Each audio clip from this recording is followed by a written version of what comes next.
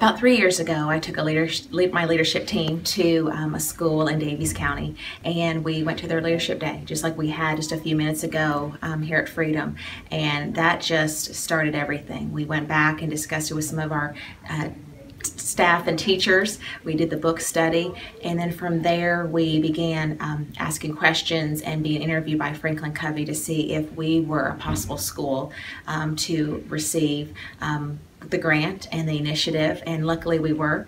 So it's perfect timing as Freedom started its first year here on campus in the new building that we also are Leader in Me School. It's just very important for our community that we are showing leadership roles and examples even as early as preschoolers when they get here to us. When they leave us at 6th graders going to the middle school, that they are owning their own actions, and they're accountable for everything they do, not only academics but behavior and even personal goals as well. Just that important to us that we felt that this was an initiative for Christian County Public School students, that every student can perform and do well as long as they're accountable for their actions and behavior and academics. And we just wanted to bring it here, and got the support from the district office and from the community. The Chamber of Commerce has been wonderful. Other organizations have been great as far as helping us get this whole idea launched, and here we are today.